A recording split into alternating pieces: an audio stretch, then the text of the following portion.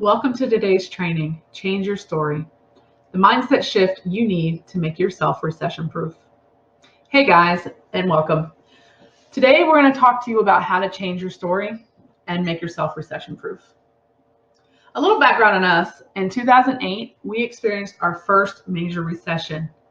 We were in no way ready. I'm talking massive debt, no savings, bad credit, you name it.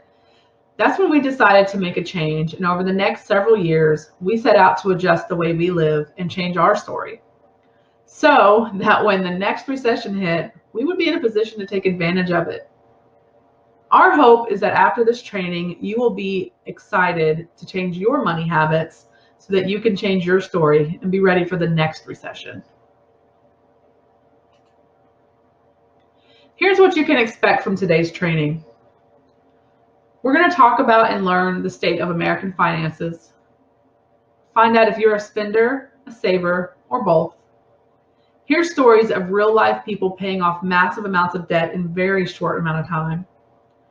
Learn about the small changes you can make today to make a huge difference for tomorrow, and then find out how to work with us.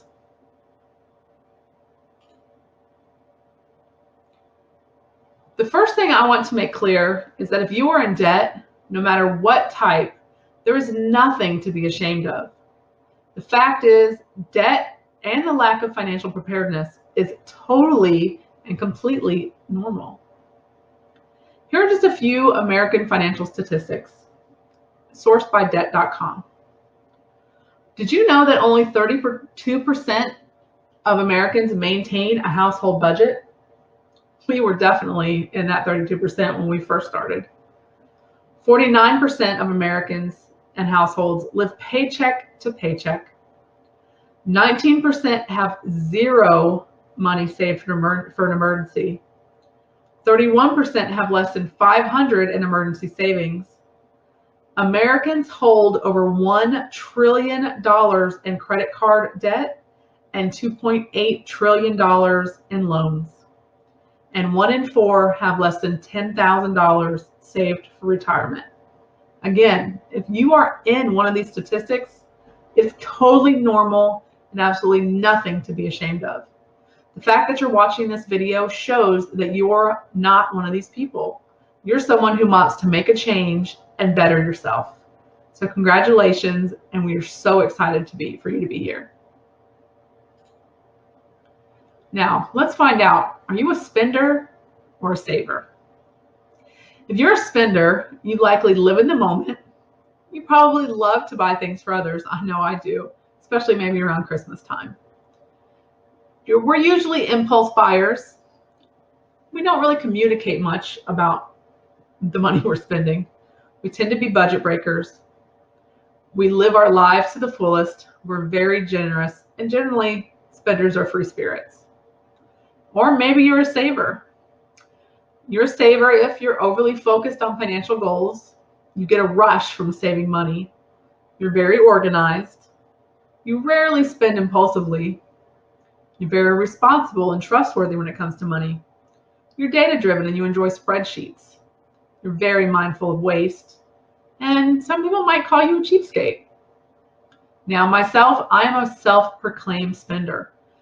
I match nearly all of the attributes of that category. And my husband is definitely a saver.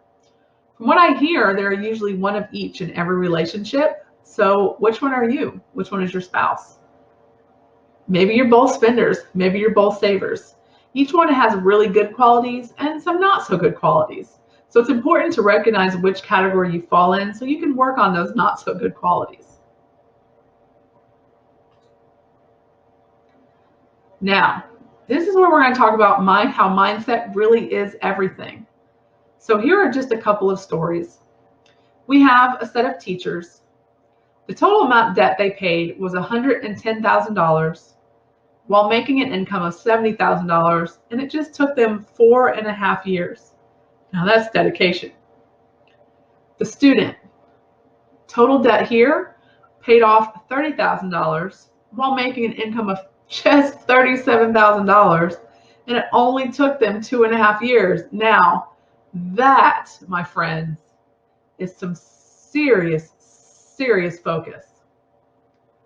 You have a family of 5. Their total debt that they paid was a whopping $328,805. During that time, they made about $159,000, and it took them just 6.5 years. And friends, that included a house. That's right, they paid off their house in under 6.5 years. That is insane. And then we have the widow. Now, the widow is my favorite story because she really shows you that it doesn't matter how old you are or what life has thrown at you. If you have the right mindset, you can accomplish anything. In her story, she saved $10,000 for an emergency fund while making $30,000 a year, and it just took her 1 year. Now, this widow had a home payment, a second mortgage, along with some other debt, but she still managed to do it. Now, the first two, the teacher and the student, those are actually stories taken from Dave Ramsey's book, The Total Money Makeover. This is the book that changed our mindset. Seeing other people like us get out of debt was all that we needed to get on the right path.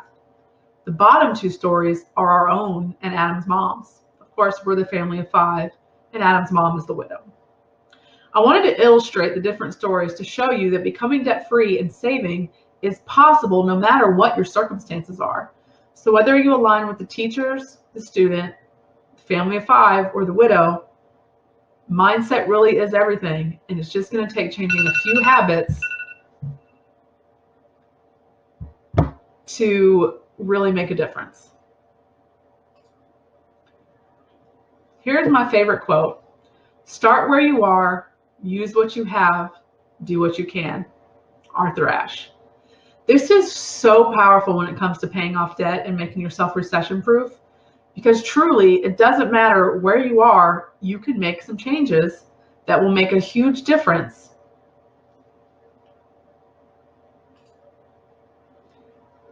This slide shows just a few of the things an average family spends money on. So let's dive into these a little further. The average person eats out 4.2 times a week and spends on average $12.50 per meal. The average cost of cable per household is around $156 per month. And the average price of a pack of name brand Oreos is $3. Now, they aren't kidding when they say Oreos are America's favorite cookie. In the US, we spend on average $550 million on these cookies. Whoa, that is crazy. That's a lot of Oreos. Now, if the average person eats out 4.2 times a week and spends on average of $12.50 per person per meal, that means the average family of 4 spends $840 a month. The average couple spends $420 a month. That's a whopping $5,000 a year for couples and just over $10,000 per family. This number goes up if you eat at a nice sit-down restaurant once a week. As for the Oreos, it's not just cookies that take up a lot of our money in the grocery store. Research shows that families who buy the store brand save on average 20% on each trip to the grocery store over those who buy the name brand. Now, we are firm believers in finding a good balance in your finances. After all, what is the point of earning money if you can't enjoy some of it? Here are just a few ways you can make changes to your budget based on the previous numbers. Number 1, cut eating out by just 50%. This is going to save you on average $105 per person per month. Number 2, cut the cord. The cost of a live streaming service like Hulu and 2 other movie streaming services costs on average just $88 a month. That's a savings of $68.71 a month. And lastly, switch to store brand. The store brand of America's favorite cookie is on average $1 cheaper, and that's going to save you about $52 a year. And I promise you, store brand Oreos taste exactly like name brand Oreos.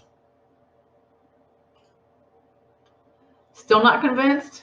Here's the amount of savings you will have per person and per family with just those 3 changes.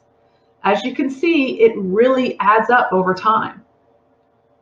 So here's the big results. In just 1 year, again, making just 3 changes, you will have saved a little over $2,000 per person, or almost $6,000 per family. In 10 years, those numbers jump up to a whopping $21,000 per person and almost $60,000 per family. And the biggest number in 20 years, $42,000 per person, $118,000 for a 4-person family.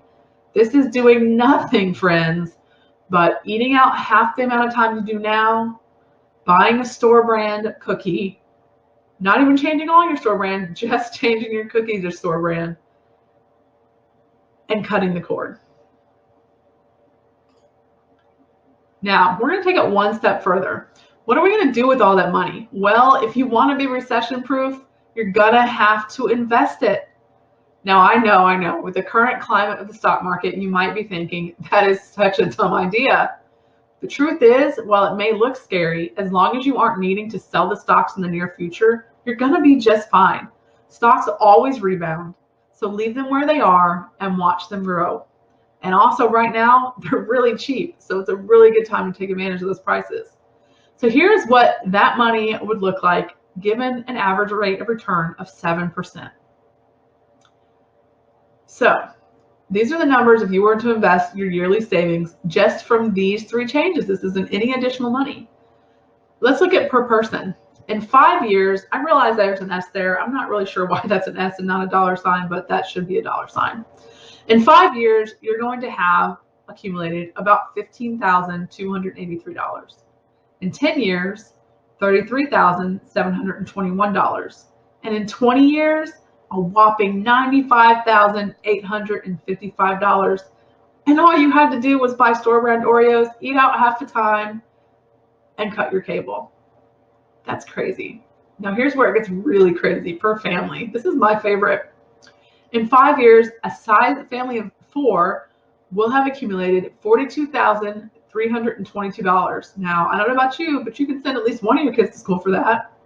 Maybe more if you're smart and you do it right. In 10 years, you'll have accumulated $93,383.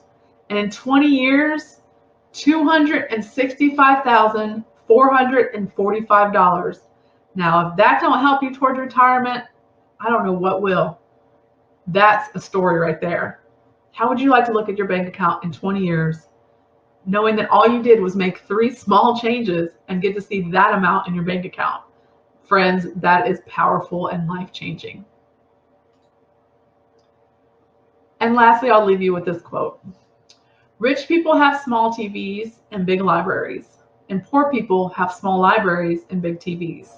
Now, this isn't to put anybody down that doesn't have money or anything like that.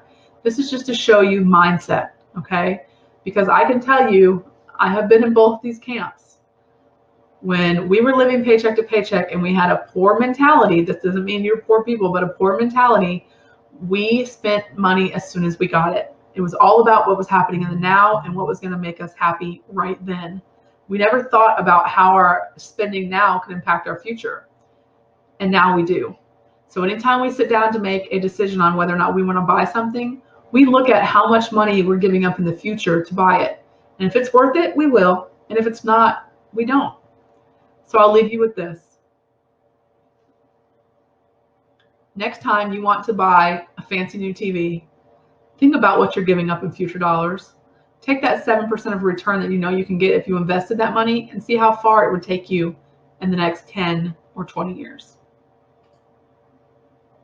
Lastly, great minds really think alike. This is where you can find us. If you're looking for more support, please join us in our Facebook group.